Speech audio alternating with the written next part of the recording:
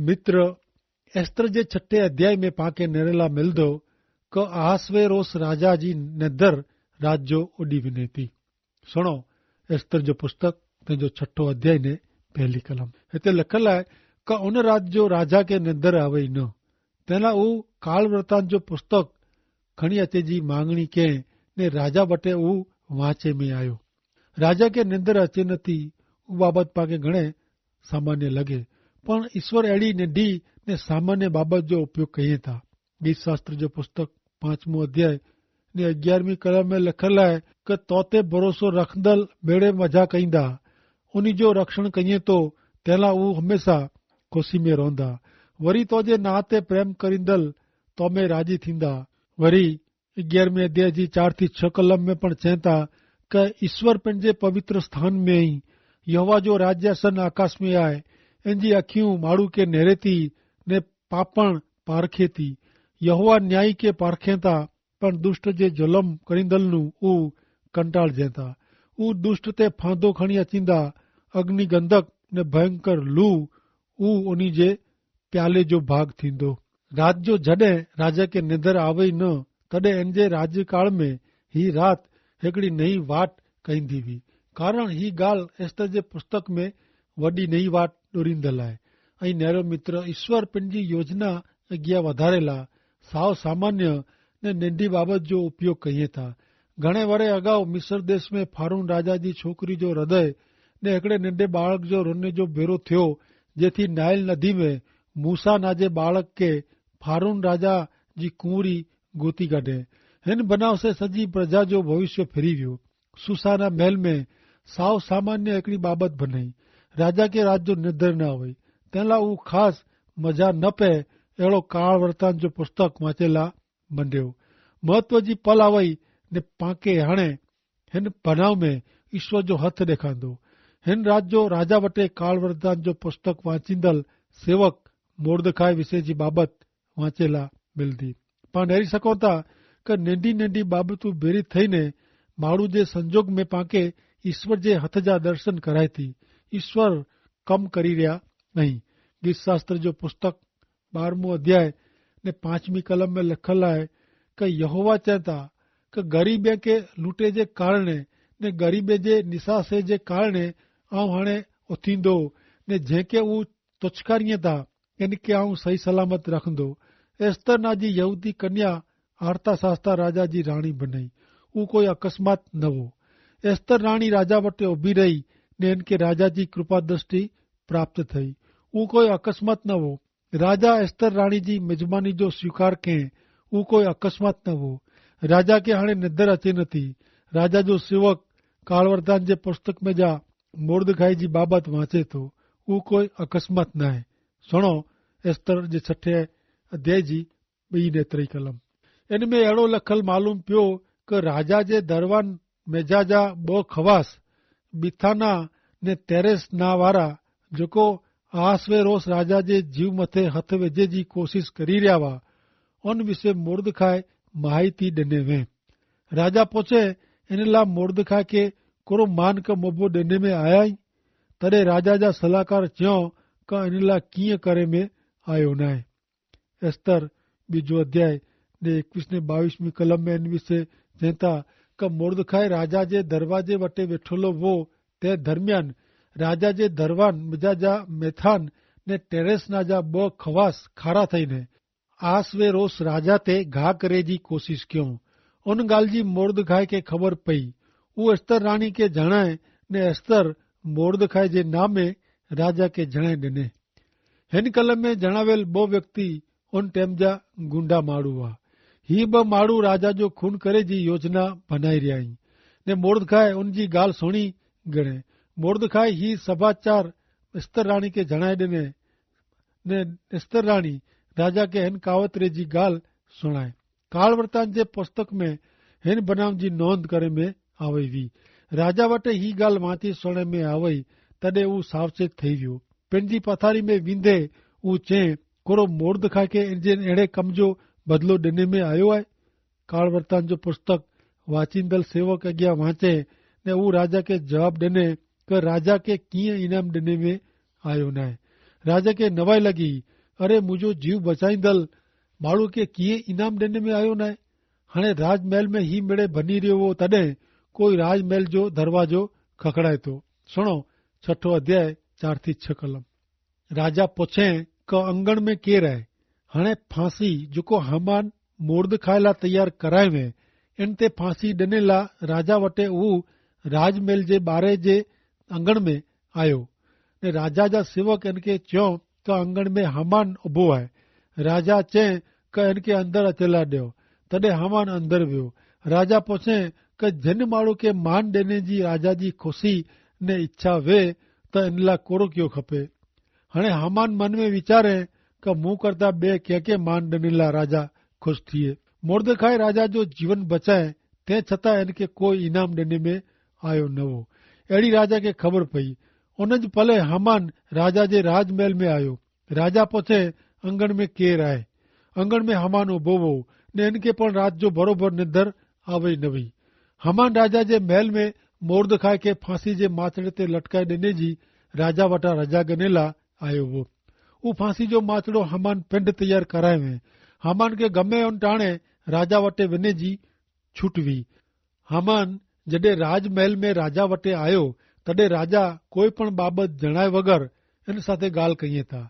हमान राजा वटि मोर्दखाय जी क़तल करे जी रजा ॻणे लाइ आयो हो। उन जे पले राजा मोर्दखाय खे इनाम ॾियण जो वीचारी रहिया हुआ। हिन पले चोखी रीते ईश्वर जी जोगवाई ॾेखारिजे थी। ईश्वर छुपारे ने पंहिंजे लोक ते नज़र रखी रहिया आहिनि। गीत शास्त्र जो पुस्तक 11 अध्याय ने 4 कलम में लिखल आहे क ईश्वर पंहिंजे पवित्र स्थान में ऐं यहोवा जो राज्यासन आकाश में आहे ने इन जी अखियूं मनुष्य खे नेरे थी ने पारखे थी। ईश्वर इच्छंदा हुआ का उन वतन जे देश नू ही यहूदी लोग ईश्वर जी इच्छा नू परिया आहिनि। तंहिं छतां ईश्वर जी हिन लोकला व्यवस्था ने जोगवाई जरा पण परिया न हुआ। ईश्वर जी जोगवाई में जेको बने थो उहो अकस्मात से थिए नथो। हमान राजा जी हजूर में हाज़िर थिए थो ने तेरहीं राजा इनखे सीधो सवाल कईं था कि राजा जिन व्यक्ति खे मान ॾियण लाइ मंगदो वे, इनखे कई रीते मान ॾियणो खपे। हमान वीचारे थो क वाह रे वाह राजा वाह, मूंखे मुंहिंजे बारे में चई वीचारी रहिया आहियो। गमे ई पर राजा हमान खे वॾो प्रधान बनाए में। राजा इनखे पंहिंजी मुंद्रा ॾिनो हो, एतिरे क छाप ॾिनो हो। एस्तर राणी राजा साथे इन सिवा ॿिए कंहिंखे मिजमानी में नौतरे न वे। तंहिं लाइ हमान खे लॻे थो क सॼे देश में मान जे लाइक़ मूं सिवाय ॿियो कोई न आहे। पर राजा त मोर्दखाय जो वीचार करी रहियो हो।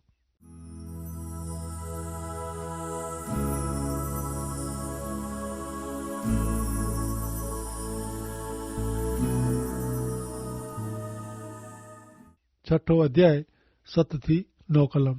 तॾहिं हमान राजा खे चए कि जिन माण्हू खे मान ॾियण जी राजा जी मर्जी वे, इन लाइ त राज पोशाक जेको राजा खे पहिरियों जो रिवाज आहे उहो ने जिन घोड़े ते राजा सवार थिए था ने जिन मथे राज मुगट रखाजे थो उहो खणी अचेला उहो पोशाक ने उहो घोड़ो राजा जे मिणीनू प्रख्यात सरदार मिजाजे हिकिड़े जे हथ में ॾीणा कि जिन माण्हू खे मान ॾियण जी राजा जी मर्जी वे, इनखे उहो पहिराईंदे घोड़े ते सवार कराए ने नगर में फेराए ने इन वटि अहिड़ी नेकी पोकारे में अचे कि जंहिंखे मान ॾियण जी राजा जी मर्जी ने ख़ुशी आहे उन माण्हू खे अहिड़ो करे में अचींदो।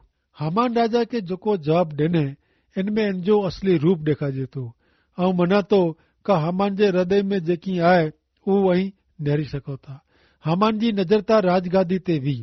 टाइम अचे तॾहिं हमान राजा जो नाश करे जी इच्छा रखंदो हो। ईरान जे राज दरबारीअ जो ऊज इतिहास आहे। राजगादी ते लंबो टाइम टेकी टोणो कोई पण राजा लाइ सवलो न हो। पहला ने ॿिजे राजा जे पुस्तक में जणाए प्रमाणे इज़राइल प्रजा जे इतिहास में पण अमुक इज़राइल राजा घणे टूंके समय गारे लाइ राजगादी ते टेकी सघिया हुआ। राजा जॾहिं राजगादी ते वेंदो हो ने पंहिंजी आजू बाजू नेरींदो हो, तॾहिं इनखे ख़बर पवंदी न हुई का हू इन जो मित्र केरु आहे ने दुश्मन केरु आहे।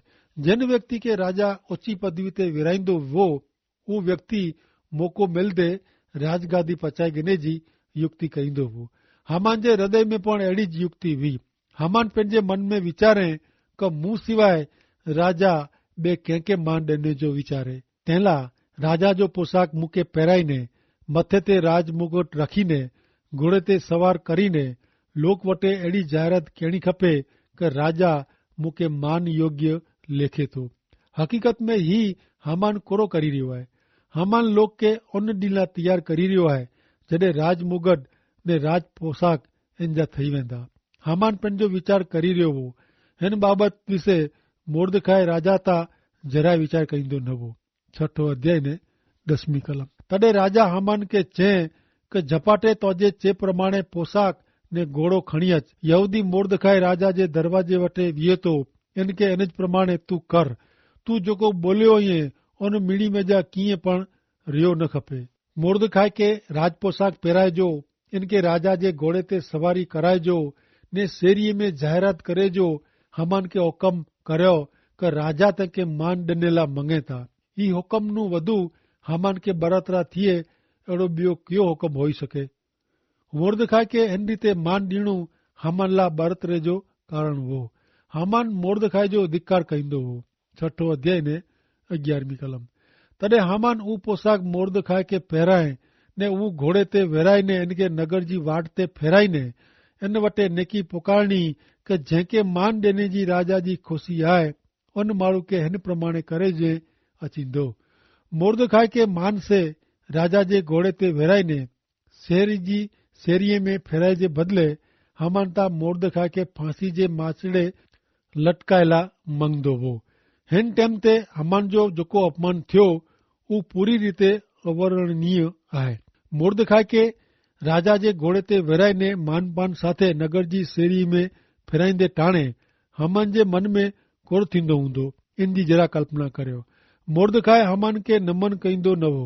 उहो यादि रखो, हामान तां मोर्दखाए लाइ पंहिंजे घर वटे 75 फुट ऊचो फांसी जो माचड़ो तयार कराए वे, जिन ते मोर्दखाए खे फांसी ते माचड़े ते लटकाए जो हामान जो इरादो हो।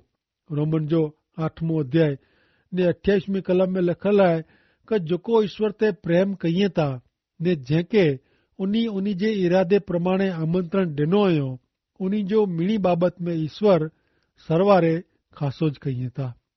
उत्पत्ति जो पुस्तक 50वां अध्याय ने 20वीं कलम में पण चए था कि ऐं त मुंहिंजो बूंढो करे जो धारियो हो, पण देव इन में भलो करे जो धारियो कि जीअं अॼु थियो आहे तीअं हू घणे लोग जा जीव बचाए। एस्तर जो 6 अध्याय ने 12 थी 14 कलम सुनो। मोर्दखाए राजा जे दरवाजे वटे पाछो आयो, पण हामान ॾुखी थींदो पंहिंजो मथो ढकीने घरे झपाटे हलियो वियो ने पिंड ते जेको वितियो हो उहो हामान पंहिंजी स्त्री जेरस खे ने पंहिंजे मिड़े मित्र खे चई सुणाए। तॾहिं इन जा मिड़े दोस्तार ने इन जी स्त्री जेरस इनखे चए कि मोर्दखाए कि जंहिं वटे तोजी पड़ती थिए थी उहो जो यहूदी वंश जो वे त इन विरुद्ध तोजो कीअं हले वारो न आहे, पण इन वटे निकी तोजी हार थींदी। अञा त उहो उन भेरा ॻाल्हि कईंदा हुआ, एतिरे में राजा जा खोजा पुॼी आया ने एस्तर जेको मिज़बानी तयारी कयवे इन में उहो हामान खे झपाटे कोठी विया। छेवटे मोर्दखाए खे मान ॾिने जो अंत आयो। मोर्दखाए राजा जे महल जे दरवाजे पाछो फिरियो, पण हामान मथे नमाईने रूंदो रूंदो ने बारापो कईंदे पंहिंजे घरे पाछो फिरियो। नीति वचन जो पुस्तक तंहिंजो 14वां अध्याय ने तंहिंजी 11वीं 14वीं ने 30वीं कलम में लिखल आहे कि बूंडे जो घर पायमाल थींदो, पण प्रमाणिक जो तंबू आबाद रहंदो। पापी हृदय वारे खे पंहिंजे मार्ग जो फल चखणो पवंदो ने खासो माण्हू पंहिंजी वर्तणूक से संतोष मेळवींदो। हृदय जी शांति शरीर जो जीवन आहे, पण ईर्षा हॾे जो सड़ो आहे।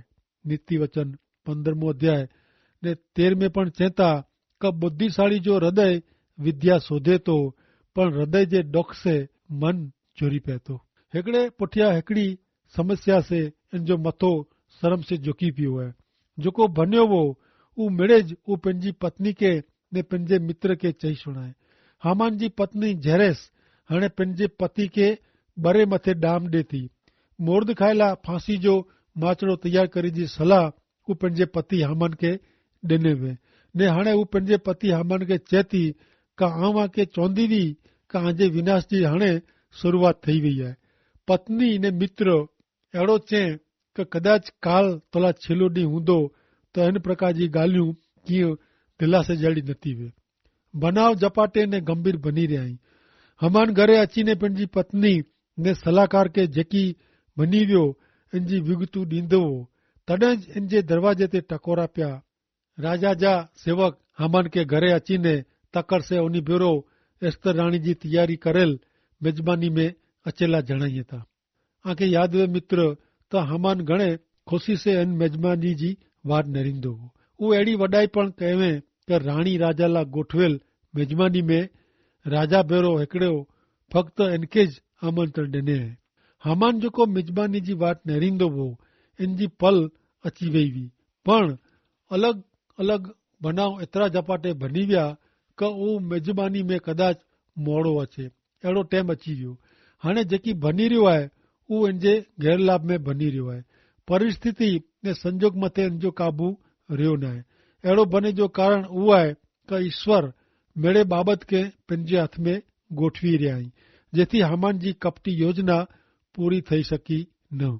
गीत शास्त्र जो पुस्तक तंहिंजो 23 अध्याय ने 6 कलम में लिखल आहे कि नेकी मुंहिंजी जिंदगी जे मेड़े ॾींहं दरमियान भलाई ने दया मूं बेरी हल्दी ने आऊं हर हमेश सदा काल ईश्वर जे घर में रहंदो।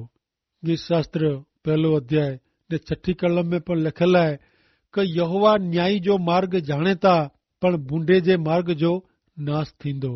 गीत शास्त्र 5 तंहिंजी 4 થી 6 कलम में पण चए था कि बूंडाई से खुशी थिए अहिड़ो देव तू नहीं है।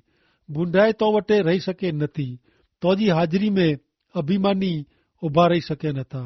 की क तू मेड़े दुष्कर्मी जो नकार कहिए थो, खोटो कोथदल जो तू नाश करीने खूनी ने कपटी माण्हू से ईश्वर के कंटारो अचे थो। गीत शास्त्र 7 अध्याय तंहिंजी 15 ने 16 कलम में पण लिखल आहे कि ऊ खॾो खोदे आहे ने खाई जेको ऊ खोदे आहे इन में ऊ पिंड पियो आहे।